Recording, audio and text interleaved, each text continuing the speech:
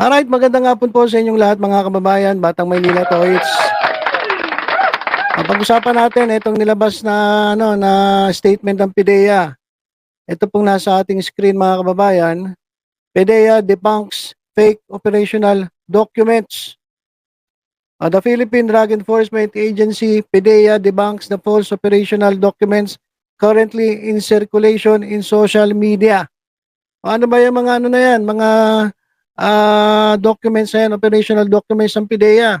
Ito mga kababayan, ayan po, nasa ating screen.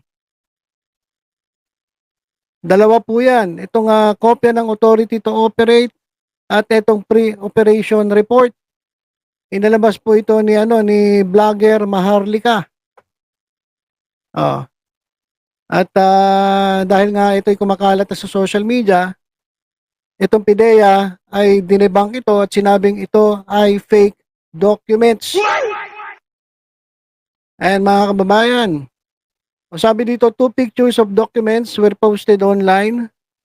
Yun nga, an authority to operate in a pre-operation report. Both dated March 11, 2012. Kung titingnan ninyo mga kababayan, etong papel na ito, ayan, ito pakita ko uli sa inyo. Etong pre-operation report, kasi kung titingnan ninyo, ayan, ang date niyan, March 11, 2012. Unit Office, Intelligence and Investigation Service. Name of target, ito yung balak sana nilang i-operate. Itong unang linya rito, itong may takip, hindi natin alam kung sino yan. At itong nandito, Bongbong Marcos at Bonget in some unidentified male and female cohorts. So, ibig sabihin, ang target nila, itong binlangko, hindi natin alam kung sino, si Bongbong Marcos, alias Bonget, at ilang mga unidentified na kalalakihan at mga kababaihan. At ang target nila ay Filipino, so hindi po foreigner.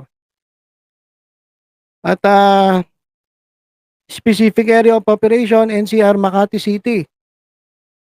Summary of information. A confidential informant personally appeared before this office and reported that a group of showbiz and politically affluent personalities are frequently using illegal drugs inside Unit 4C, Rizal Tower Building, Rockwell, Makati City. O malamang itong nakabura na ito, ano to? Showbiz personality.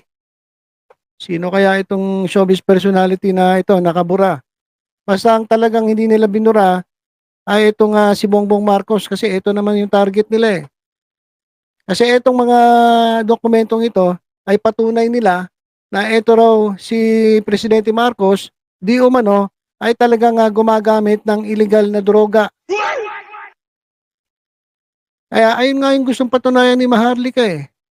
Ayun yung nilalabas nila at itong mga dokumentong ito yung part 1 ng kanilang ebidensya. Kasi meron silang ebidensya pa na isa yung pulboronic video. Pulboronic video na tagal-tagal na hanggang ngayon hindi pa nailalabas. So iba nagsasabi mukhang hindi naman daw totoo at wala naman daw talagang pulboronic video. Pero kung meron man, hanggang ngayon hindi pa po nilalabas. So ito yung inuna nila, yung report na ito, itong dokumentong ito. So itong pre-operation report at itong isa pa. Ano pa ba yung isang papel? Teka, ito. Dito pa yung isa. Pakita ko muna sa inyo. Ito, yung authority to operate. Ito mga kababayan, yung nasa ating screen, authority to operate yan. Ang unit, office na sasagawa ng Operation Intelligence and Investigation Service ng PIDEA. Ayan, letterhead PIDEA. Check nyo na lang maigi kung legit ha. Kasi sabi ng iba, hindi daw legit eh. Parang ang dali-dali lang daw gumawa ng ganito, letterhead. Pwede, copy-paste lang yan. Lalong-lalo na ngayon, ako. Napakadali mameke ng dokumento na parang totoong-totoo. Pero itong dokumento daw na ito, sabi nila, sablay daw. Pero tayong babasahin mamaya ng mga na comment ng ating kababayan na sabi nila, mas magaling pa sila mag-edit. So ito parang pineke at parang sabi nga nila parang grade 1 lang ang gumawa. Dito surveillance o buy bust, tapos ano ba nakasulat dito? Yan, search warrant, other specify. So ito yung mga vehicles na target nila. Yan. May Mazda raw na Mazda 3, tapos kulay black. Pero yung plate number binura. Bakit kasi binubura? Alam niyo sa totoo lang mga kababayan, bakit maglalabas ka ng ganitong dokumento at sinasabi mo ebidensya mo, bakit ngayon nakablangko? Dapat pinapakita niyo yan para at least kung talagang totoo yan, medyo magugulat sila. Pero blanco eh. 'Di ba? Ba't binablangko? 'Di ba dapat ilabas niyo na yan eh. Total naglabas na kayo ng ganyan, dapat nilubos-lubos niyo na eh. Bakit binablangko niyo pa? Ano suspense? Suspense ba 'yang ginagawa ninyo? Dapat nilagay niyo na yan tapos wala nang bura-bura, 'di ba? O team leader, hindi nga sinulat yung team leader. Para at least yung team leader, di dapat imbestigahan kung totoo ito kasi nakasulat yung pangalan niya eh, pero wala ayo. May Toyota raw na Vios, Avanza, Isuzu Crosswind o white silver. So ito yung nilabas ni Maharlika na ebidensya niya di umano na talagang target itong si Bongbong Marcos ng PIDEA nung panahon ni Noynoy Aquino, ni Presidente Noynoy Aquino. Pero sabi nga ng PIDEA mismo, yan sabi mismo ng PIDEA, 2 pictures of documents were posted online. An authority to operate in a pre-operation report, both dated March 11, 2012. PIDEA ran a check through its plans and operations reports management information system or PORMIS and found that no such operation was logged on said date. A critical feature of PORMIS is that one cannot insert or tamper with recorded operations. All pre-operation documents are serialized and recorded in this database. This ensures the system's integrity and negates any doubt on the data the system contains. In an age where artificial intelligence can generate realistic fake videos, spurious documents, and fantastic claims at having insider information, the public is cautioned to be more careful in believing such fake news. Ayan mga kababayan. So pinabulaanan ng PIDEA mismo at sinabi nila, yung dokumento na yan na inilabas ni Maharlika, na alam naman natin na grabe na bulgar-bulgarang kritiko ni Presidente Marcos na dati talaga na mga todo tanggol dito kay Presidente. Dati BBM vlogger yan eh. Lahat ng mga DDS kinakalaban niya pero nung nakaupo na si Marcos at parang nung hindi siya nabigyan ng pwesto sa gobyerno, parang nag-iba. At eto kinakalaban na niya si Marcos. Ito, basahin nga natin yung ilang mga komento ng ating kababayan kung ano masasabi nila. To end this, let PBBM drug test in public. That's the only solution. Ako, sangayon ako doon Kasi,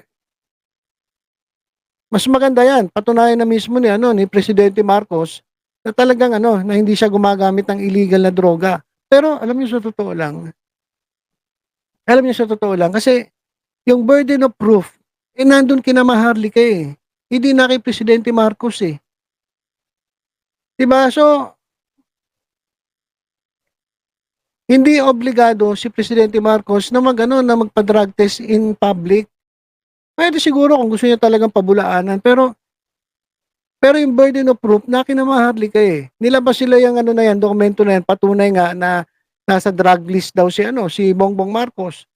So, sila ang dapat magpatunay. So ito pinapatunayan nila through documents. Kaso ang problema, ito mismong PIDEA nagsabi, fake yan, hindi yan totoo. So mas lalo ng hindi responsibilidad ni Marcos na patunayan na gumagamit siya kasi unang-una, yung inilabas na dokumento ni Maharlika, ayan pinabulaanan, fake daw, hindi daw totoo. So itong paunang ebidensya na nilabas sila Maharlika, na tuwan-tuwa naman yung mga DDS, lumalabas palpak, lumalabas sablay. Ha? Ito nga sabi ng ating mga kababayan, salamat po. Sana kasuhan niyo po yung mga DDS vloggers na nagkakalat niyan at pinatotohanan nila yan. Oh, kamikasi style ng DDS, hindi umubra.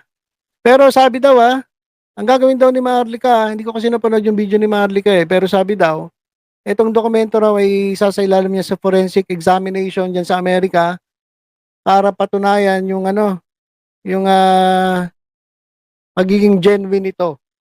O, paladaanin daw ni Maharlika para examinin yung yung kanyang legitimacy, yung pagiging genuine. Eh, pag sinabi ng Amerika na genuine yung dokumento, at ito naman PIDEA sinasabi ngayon na hindi totoo, peke at wala dun mismo sa dun sa kanilang database, magkakaroon ng kumbaga parang may tawag dun, ano ba yun? Lockdown ba? Di ba? Kasi pipilitin ng PIDEA na hindi totoo Pero pag pinadaan ni Maharlika dun sa forensic examination, sasabihin totoo. At legit yung mga nakasulat doon, magkakaroon ng parang lockdown. Lockdown ba yun? Basta ganun. Oh. Pero alam niyo mga kababayan, mahirap kasi, mahirap Mahirap patunayan ni Maharlika na totoo yan kung mismong yung PIDEA, kasi galing sa PIDEA yung papel kung mismo yung PIDEA nagsasabing hindi totoo yan, yari ka na. Tagilid si Maharlika. Oh, sabi nga ng kababayan natin, PIDEA can file a case against Maharlika if this is not correct. Ayan mga kababayan. Ayan yung sinasabi ng mga kababayan natin. Ito pa. Ito pa mga kababayan, napansin ko lang itong Daily Tribune. Ito ano to mainstream media to 'Di ba? Ano to parang net tabloid ba tong Daily Tribune? Media to Pero bakit sila nagbabalita ng ganito? Nagpo-post sila ng post ni Maharlika without even verifying kung totoo. 'Di ba? Post ito ng Daily Tribune oh. Ito, babasahin ko yung post ng Daily Tribune Look, known blogger Maharlika through Herbal Jacan Facebook page uploaded documents purportedly from PIDEA to prove her claim that PBBM was on the agency's narco watch list. Confirm ang sinabi ni PRRD na nasa listahan si Marcos Jr. ng PIDEA noong panahon ni Noynoy. Kasado na ng gabing yon ang operasyon ng biglang hinarang ng Cabinet Secretary ni Noynoy. Bayan, kayo na ang musga kung gusto nyo pang panatilihin si Bangag sa pulboronic admin. Ayan yung yung caption ng Daily Tribune na kinote nila si Maharlika. At ipinost nila, ayan may picture pa ni Maharlika at yung dalawang dokumento. Yan. Dokumento na pinabulaan na naman ng PIDEA. Eto, basahin natin ilang komento ng ating kababayan dito. Tanga lang ang maniniwala sa taong yan.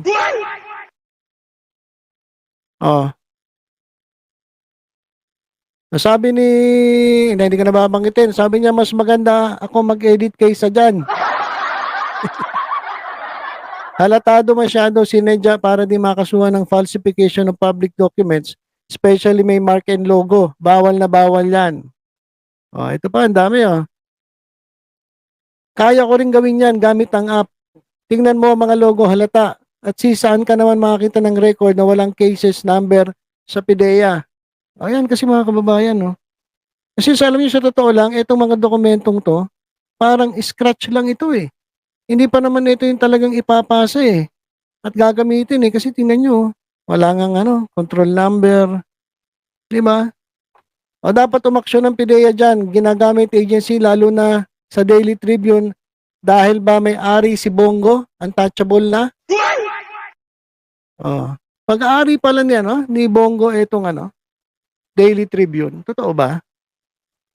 Dapat maimbestigahan din itong Daily Tribune kasi bakit sila nagpo-post ng ganito, unverified reports. Ano pa naman ito? Ang mainstream media. Okay lang sana kung vlogger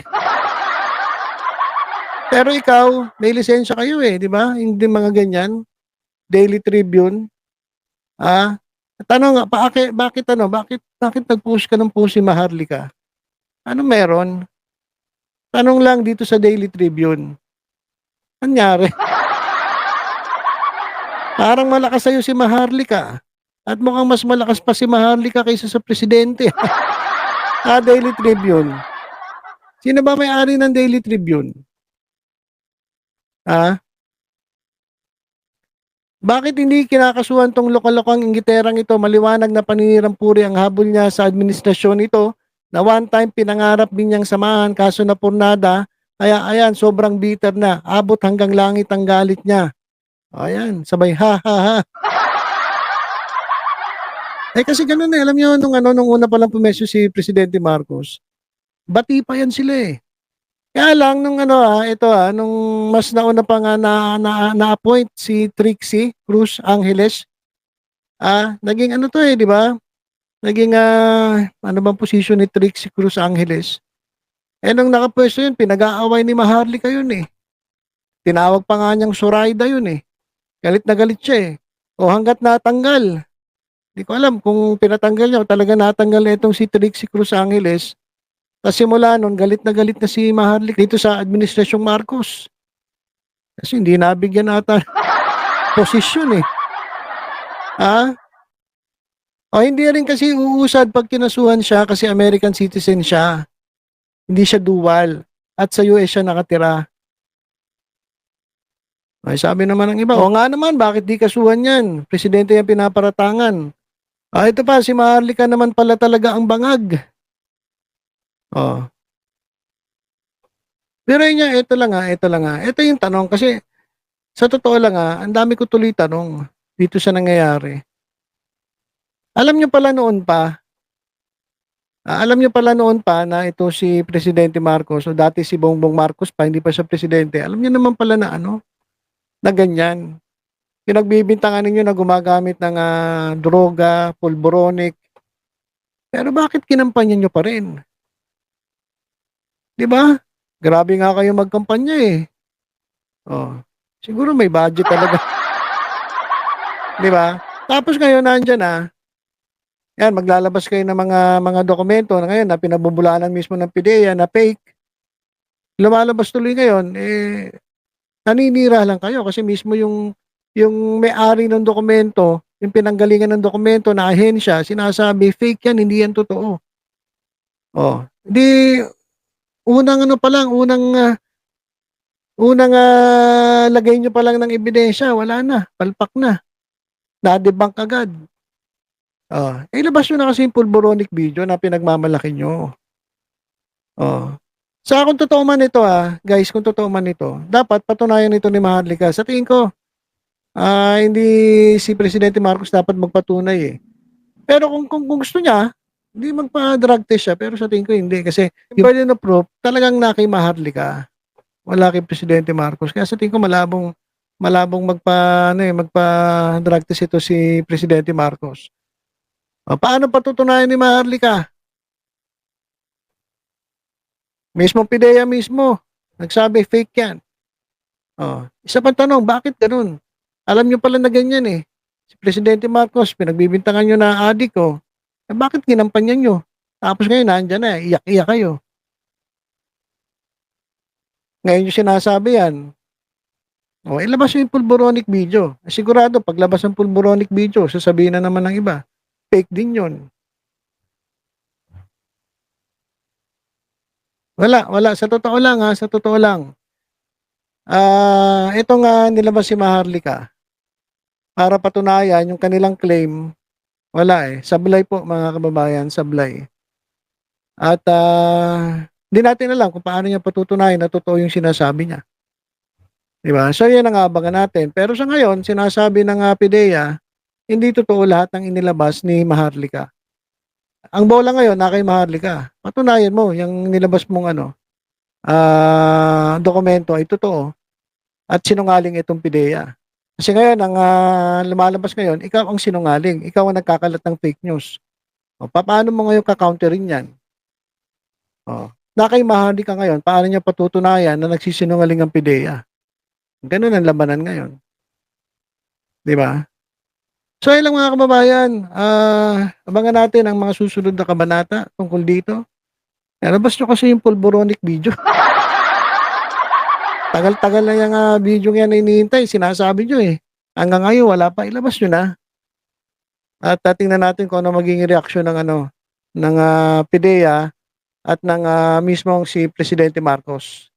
Alright, so yun lang mga kababayan, tutok-tutok lang sa Batang Maynila 'to sa iba pang updates. Ingat po tayong lahat. God bless po.